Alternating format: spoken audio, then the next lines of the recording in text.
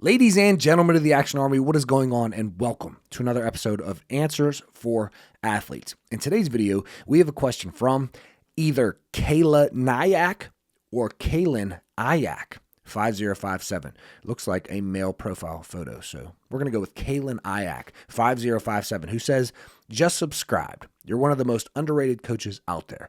I appreciate that. He says, how would you progress plyos for a beginner with knee pain? This is a very good question, a very important question, and I have a very important answer for you. But before I give you that answer, make sure that you like this video, subscribe to the channel, and leave your question down below if you want me to answer your question in a video just like this. And there's a link down below in the pinned comment and in the description of this video with access to my advanced training programs. Do me a favor and invite that link to go to the beach with you on a very hot and sunny day and offer to rub sunscreen on their back, but rub mayonnaise on their back instead. Anyways, access, $20 a month gets you access to any one of my advanced training programs. $40 a month gets you access to every single program that I offer. And that link will also take you to an option for my customized coaching if you want me to be your personal coach. But let's get into it. So how would you progress plyos for a beginner with knee pain? This is a very, very, very, very, very important question. Now, understand that if you have knee pain, you should follow 4 steps. And the first one is isometrics. Got to add in some isometrics. The second one is slow strength. Got to add in slow strength.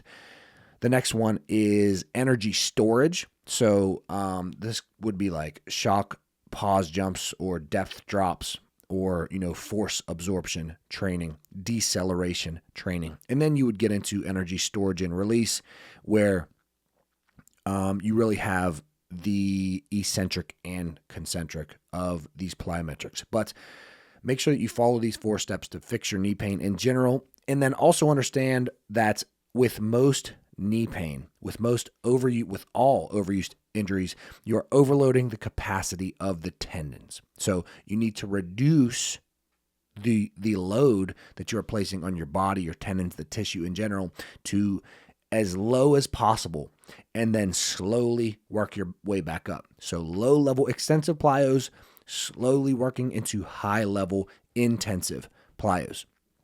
And the number one rule that I need you to follow, Kylan, I hope that's your name. Kayla, probably not.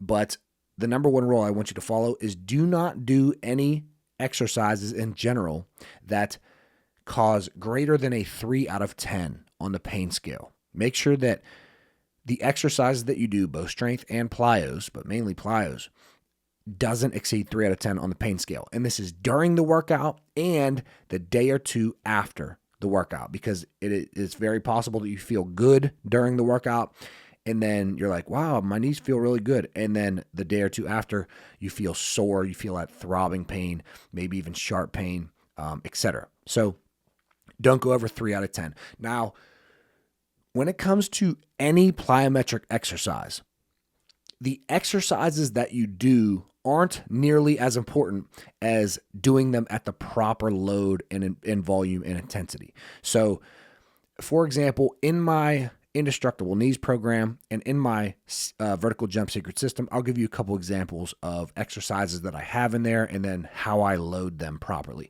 So, every exercise in the Indestructible Knees program and the Vertical Jump Secret System has levels. You are meant to start with the highest level that you can possibly do without exceeding 3 out of 10 on the pain scale. So, for example, deep tier squat jumps, you might have to start at level 1. Pogo jumps, maybe you can start at level 3 and you don't feel pain. Max approach jumps, maybe you're at level 2.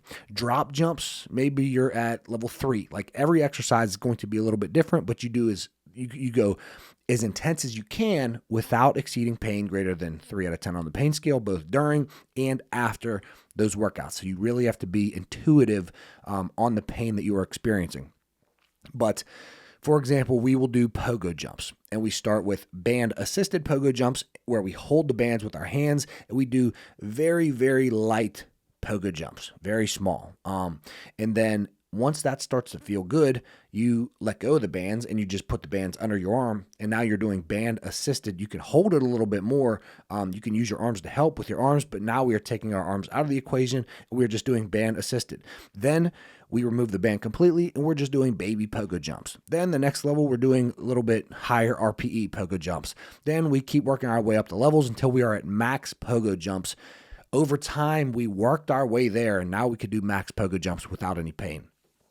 Deep tier squat jumps is very similar. You start by, and we're in, the deepest range of motion possible, and we are holding the bands, and we're doing very small deep tier squat jumps.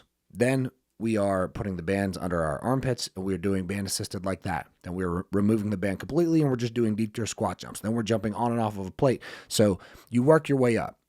Drop jumps I have in there. Sprints I have in there. You start by running very slow, and then you get faster and faster and faster until you're at the point where you could do max intensity sprints. Power skips are in there. So once again, I do want to reiterate that the exercises that you do are not, the plyos that you do are not as nearly as important as doing them at the right intensities, right? The right volume, the right intensity, the correct load for your body to cause an adaptation, but not overload the capacity of the tendon. But I will give you a couple. There's 3 categories that I kind of just made this up. I could probably come up with something a little bit better, but I'm going to give it to you anyways. But what I like to use is box jumps. So as you are progressing all of these other exercises, which can be reactive plyos, multiple ground contacts for pogo jumps and deep tier squat jumps in sprints, etc., is you can do box jumps at higher intensities if it feels good. This is approach box jumps, standing box jumps, sometimes single leg box jumps when you get there, but that's a little bit more intense. But box jumps are going to minimize the eccentric landing of that jump. So it's essentially going to, as much as possible, take that eccentric landing out of it, minimize it, which makes it a little bit less stress on the knees, the tendons, the tissue in general. Then once box jumps feel good, you're doing that, then you can add in more plyos with an eccentric landing. So like approach jumps. So you're starting with touching the net, then you go to touching the backboard, then you go to touching the rim, and then you're jumping as high as you can. Over time, we worked our way there, but there is that eccentric landing component. You are jumping up and you are landing for that plyometric. That is really the next level that I would go to. So box jumps minimize that eccentric landing, and then you have that eccentric landing, approach jumps, broad jumps, a lot of plyos that are not reactive. And then the third tier, I guess you would say, I don't want to say tier because I kind of just made this up and threw it together. This isn't necessarily set in stone, but it's a good guideline to follow.